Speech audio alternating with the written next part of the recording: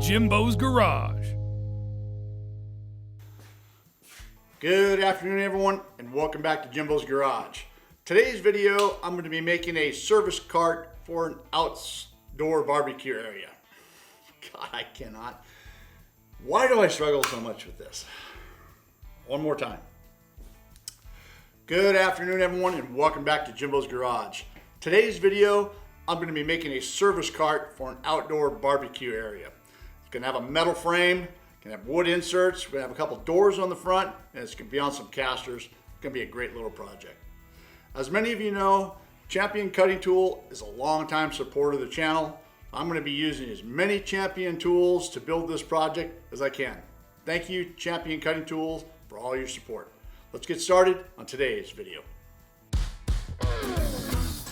Today's video is sponsored by King Metals. They've got all your fabrication needs in one location.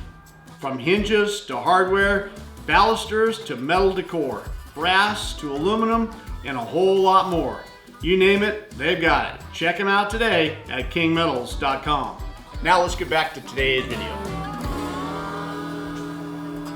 All right, so I've got a conceptual drawing right here. Now I'm not an artist by any means, but I just sketched this together really quick just to give you some idea of what it is that I'm going to be building. And this is my idea anyway. It's going to be about 36 inches tall, 36 inches wide, 22 inches deep.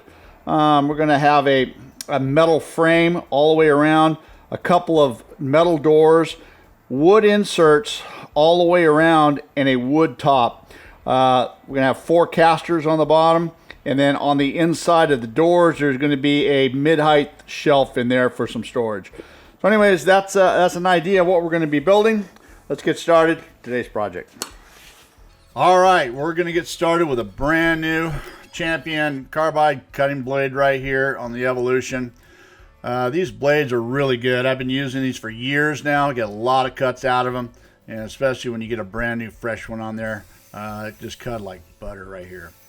All right, the first thing I'm doing is getting all the pieces cut that I need to make this service cart. A lot of pieces. This is going to be a pretty complicated little deal right here. You can see I'm working off of my drawing, which is not the best, but hey, it gives me some idea of what I'm doing. Now, there's many ways to do this on something small like this. Since it's a pretty busy project, I should say, for the size. There's a lot going on in a small little package right here. So there's lots of different ways of doing it. So I'm starting with the top and the bottom. This is the bottom frame, if you will, and I'm just getting everything mounted on my welding table and held down, check for square like we always do, and everything's nice and square. A little bit of adjustment right there with the welder from the last project I was working on. Got everything dialed in right here, and everything is working pretty good. Operating off the HTP 2500, the Revolution 2500. It's been my go-to machine here for the last year or so. Awesome machine. I'm using 35 thousandths wire, and I use 90-10 gas, 90% argon, 10% CO2, and I'm usually about 250 inches a minute. All right, brand new flap disc right here. Now this is a Champion flap disc, formerly Mercer. Champion took over Mercer, so this is now Champion, and this is, you can see all the other grinders I have down there. This is my go-to. Now they have all kinds of different abrasive and flap discs, different grits as well. This one is a 60 grit trimmable flap disc. They also have 40 grit, 120 grit, but for me, what works the best, they all is the 60 grit, but they all have a different use for different applications. I use the 120 for some really fine, smooth stuff, and if I really want to remove some metal quickly, the 40 grit gets down to some business.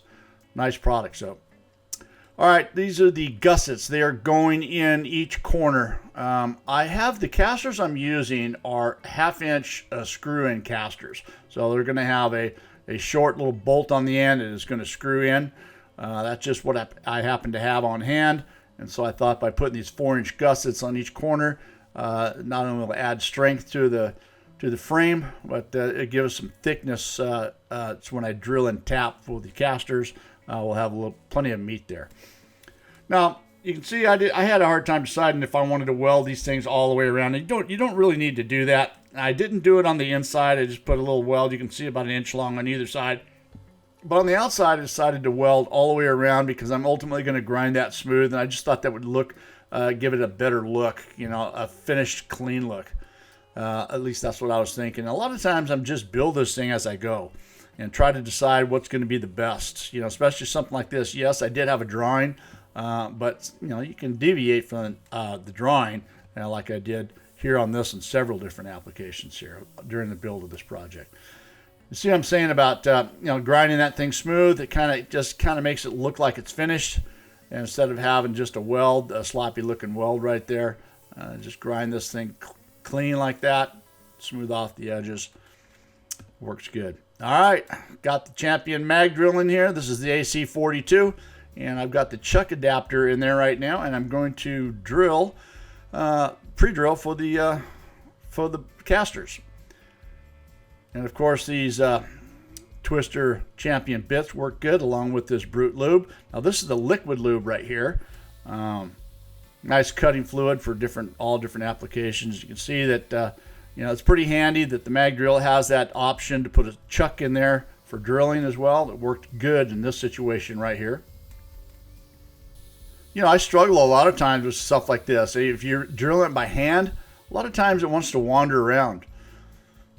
All right, this is the nice tap and die set with a ratcheting handle right here. This is the first time I'm going to use this setup right here, and I've got some Brute paste lube right here for tapping. And I gotta say, that ratcheting tap handle worked really, really good. Took me a little bit to get used to it because I wasn't used to that, but once we got going, these were nice.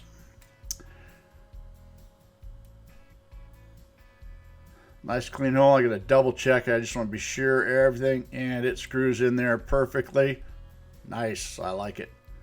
All right, 3 more to go.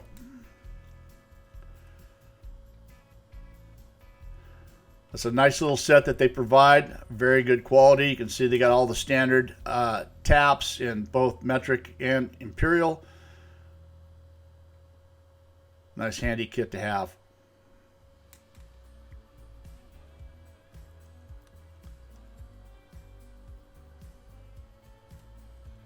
And the different lube, whether you like the liquid lube or the paste lube, they both work really well.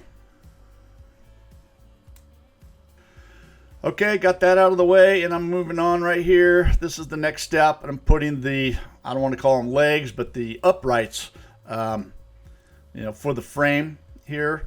And this, you know, this could be challenging. There's lots of different ways of doing this, like I had mentioned. I mean, everyone's going to be different. I'm sure in the comments they'll say, why didn't you do this? Why didn't you do that? You should have done this. You should have done that. I'm sure everybody's got a different way of doing things, but in this situation right here, I just went with it, and it's working pretty good. One thing you got to watch out for is something like this, and especially this thin material like this. You know that when you start welding it, it wants to draw from one side to the other, and you can see all the fireball clamps I've got on there, and got everything clamped down as much as I can. All right, so you can see what I'm doing. This is I'm down to the last leg right here, and so far everything is nice and true. At least, you know, I did move around a little bit, but you know, not too bad for the most part. I kept everything nice and plumb. All right, I'm going to put the top on right here, and it was off slightly. So I've got these clamps right here, and this has worked out really good. I was able to bring them in perfectly plumb on both sides. Same thing over here, just drew everything in, and what I'm going to do is I'm going to get you know, 1 or 2 of these legs. As soon as they're perfect, I'm going to go ahead and tack it, then I'll spin the frame around and pull the other ones in too as well, and that should square everything up. I'm pretty happy with it, I think, at this point. And there's a couple tacks right there. Enough to where it's not going to go anywhere. Let me get these clamps off. And I got everything all squared up and now tacked in, so now I'm just finishing the welding. You know, it's starting to take shape here a little bit, and I think it's at this point where I realized, wow, man, there's a lot of work going into this thing. for such a small little project. But there's a lot happening. A lot of welds. And there's going to be a lot of grinding here pretty soon. All right, it's the doors. All right, the doors. You have to take into consideration a lot here. You need clearance top and bottom. You need clearance for the doors when they come together in the center. You need clearance for the hinges. I think I got everything all figured out. I got the material cut. This is 1x2 rectangular tube I'm using. Kind of match what I got going on with the rest of the frame. Yeah, I can't say enough about fixture tables and how handy they are, and how much better that makes your project faster, easier, and more accurate if you've got one, and especially with the fixturing clamps that comes with all this. You can see that I got everything nice and squared up and held down, secure in place. It's not going anywhere while I get as much welding as I can get done, and then I'll flip it around and just finish this last little section right here. It looks like it's rocking a little bit right there. It's not out of square. It's just a weld on the other side that's rocking on the table.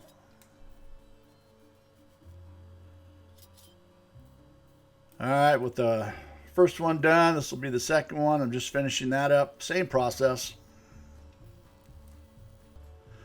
All right, just a flat brush to clean everything up, get all the edges nice and smoothed off, and you can see that it cleans up. Don't forget the very edges. You can see you run your flap disc on the very edges, and I like to come back with a non-woven pad right here and just kind of sand it nice and smooth. Sometimes the flap disc will leave a rough edge, but that non-woven pad just cleans things up nice. All right, I'm shimming this into place. Now, this is not typically the way I do this. Usually I've got these gates and gate frames and gate posts, and I can weld the hinges to the flat on my welding table. But in this case, I've got this frame built, and I got the doors built, so I'm having to shim everything up in place as it would be when it's all done. Took a little bit to get everything where it needed to be. You can see I've spent a lot of time getting everything shimmed. And now it's time to get these hinges welded on. Now I'm going about 4 inches from the top and 4 inches from the bottom. That's what I'm ultimately going to do. I think that's a good balance. Now, something to take note. Now, I learned my lesson here. I've never done this before, so I learned my lesson here. Now look, I've got a door that's swinging open to the left on this side, and a door that's swinging open to the right on the other side. Now I like my posts sticking up, and so I can drop the gate onto the post is what I like to do it, and that's what I'm doing here on the side, and it's going to work really good. All right, this is the way I typically do things, and you know, it's working out pretty good on this side right here. The key is to get all your hinges nice and straight. Door works good. I like it. Okay. With that done and everything is working good, I'm just going to go ahead and weld those out on the flats where they designed. Remember, on the flat part only. Do not weld both sides. You can have a problem. So here's my problem. I thought I was doing the right thing. I got the grease zerks up. I got the wrong side of the hinge on the frame side rather than the door side here, and not knowing, I'm just going along here lining everything up, and I'm getting everything square, getting it tacked, and I do like to try it before I weld completely out, which is a great idea in this situation right here. As I open it up, and whoops, oh, I put the hinges on the wrong side. Oh boy, lesson learned. I got to cut these off and rotate them around a little bit and get them on the right side. Hey, everybody makes mistakes. You live and you learn. All right, got it on the right side now. All right, there we go. Everything working good. All right, I hang on to a lot of my scrap first, just for situations like this. All right, I've got to cut some stuff out here. I got a small piece of scrap right here, and I've got the AC42 mag drill right here. I've taken the chuck adapter out, and now I've got an annular cutter in here. Just going to lower it down a little bit, and I'm going to use a brute lube right here with an annular cutter, and just go right through here. The beauty with mag drills like this is just a really good example. They drill a perfectly clean hole very fast, very effective. And something like this, I've got 4 of these little brackets that I'm making and 2 other brackets for the pulls for the doors. And just kind of squeezing everything in this piece of scrap metal I have right here. It worked out really good. And it's quick and easy. It's fast. Over at the Portaband, and I'm going to get these things cut out. It's kind of crazy here. You know, I can't cut sharp radiuses with the Portaband. So I'm just doing what I can right here and cut all these pieces out, and I'll take it over to the Burr King here in just a little bit, and we'll shape everything up. But the Portaband works really good. I've had this a long time, and for stuff like this, it's ideal.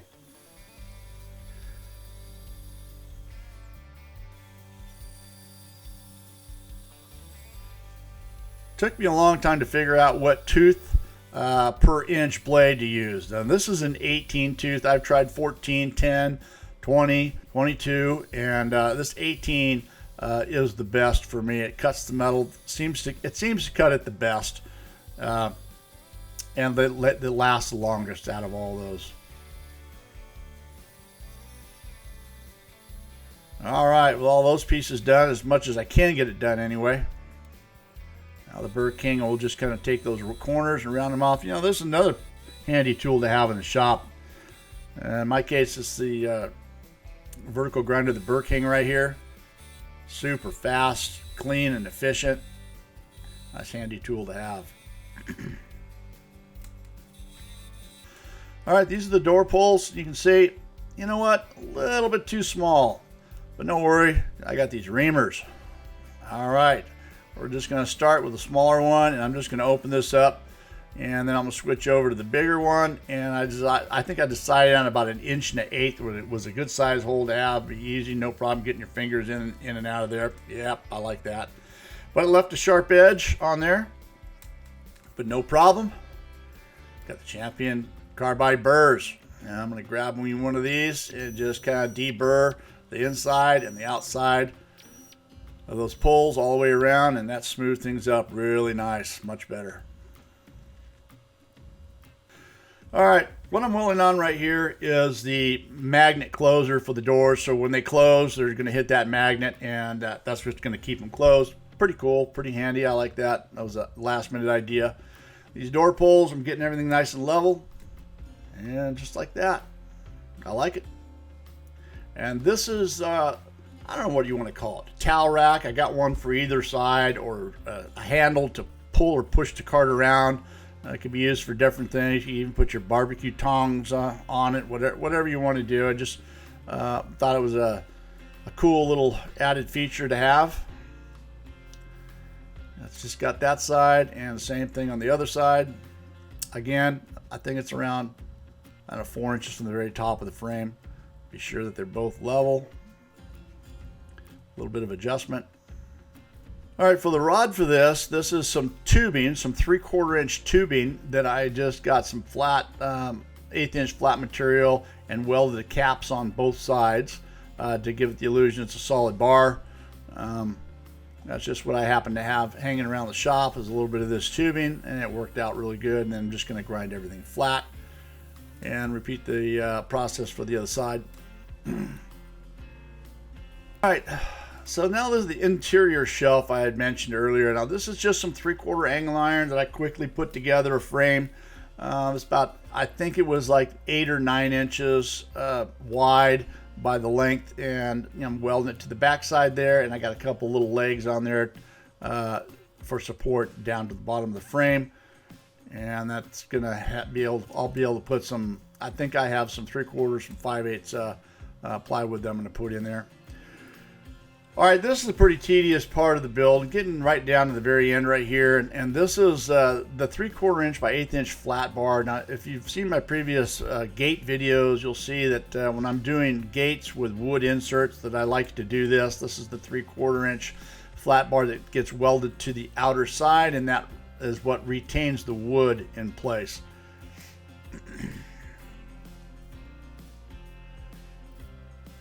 And of course, all the mag squares right there, very handy thing to have in the shop. I must have a dozen of these things, all kinds of different ones. You can see the different shapes and different angles. They all come in so handy to have, especially on something like this.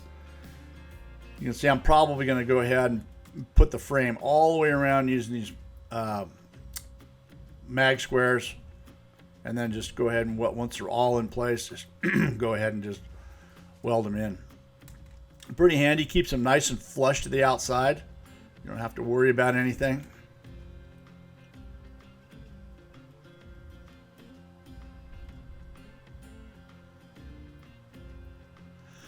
So what I'm doing right here is just basically tacking this. I'm just tacking them into place just to kind of hold them, and I will come back a little bit later and I will lengthen those welds by maybe a ½ inch or so, but that's, you don't need much more than that. But for now, this is I'm just tacking them, getting everything tacked in.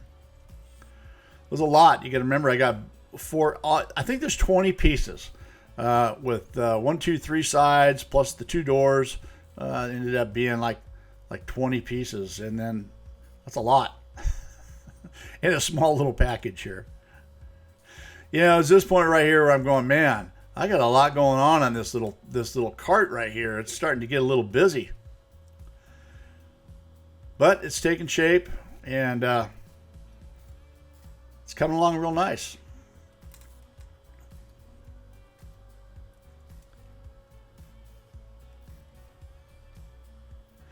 All right, I think this is the last one here.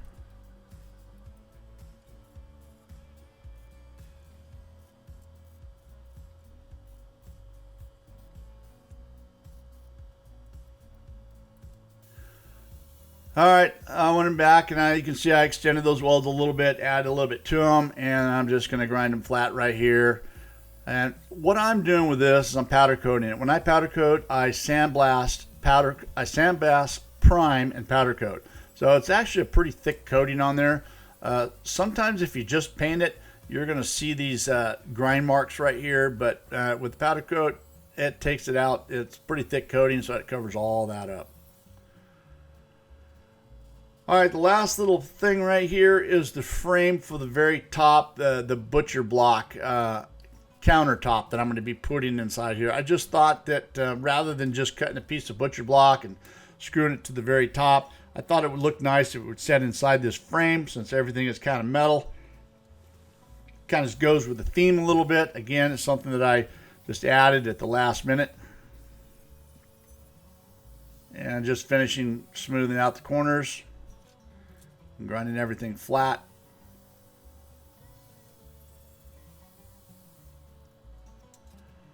And right up on top. Perfect.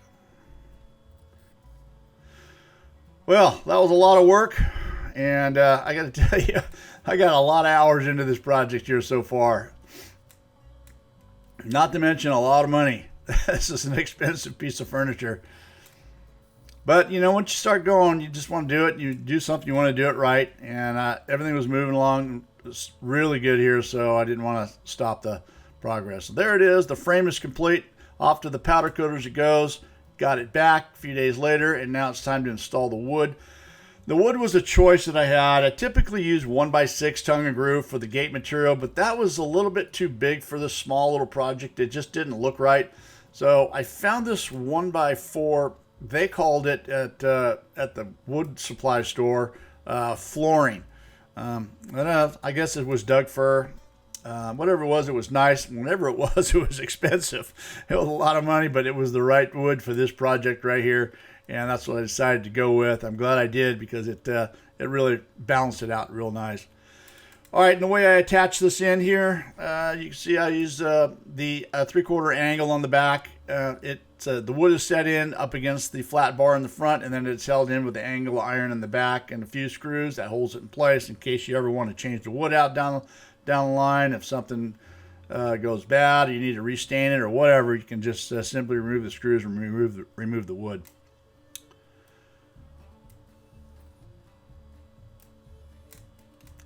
And let's see, those little blue things that you see, that's hard plastic. That is there on both the bottom and the top to keep from marring the surface of the powder coating. And ask me how I know, because I learned the hard way. Put the clamps on there without using that, and just pretty much destroyed the powder coating finish. So that's what those are used for, just to keep from screwing up the finish. And 3 screws, and they're self-tapping screws, but I assist with it with a small pilot hole. It always makes things a lot easier. Even though they're self-tappers, they'd go right through this. It's just a lot easier to have a little pilot hole. And these were black self-tappers, stainless steel, that I got on Amazon. Pretty cool. I used to not have black, just regular, and then paint the heads, but then I found the black ones on Amazon. It worked out pretty good. All right, well, there's that look. Now, that's pretty cool. I kind of like that, and I'm just going to repeat this process all the way along.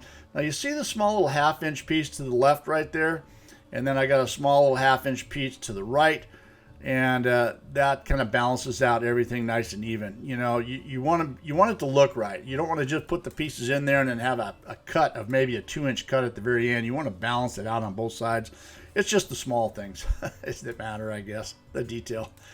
All right, this is just a little shelf here I'm putting in, and this is the floor. Again, this is just some plywood that I had sitting around. I think it was Baltic plywood. And I'm just screwing it in from the bottom right there, and I was just going to hold that in place. And it's just about how I'm going to handle how I put the wood in. So put the wood in as much as I could, then put the shelves in, and here goes the casters. They're going in. They screw in really nice. Really like that setup right there. Knipex pliers, nice and thin, perfect for this one. All right, the butcher block goes in the top, and it snaps right into place. I really like that fit, and of course, the doors, they just drop right on. And there it is. Wow, I got to tell you, this has turned out really nice. It's a nice piece of furniture. Really looks good. Something I'm very proud of. I hope you guys enjoyed watching this video. Thanks for watching. And Champion Cutting Tool, thank you for all your support. See you guys on the next video.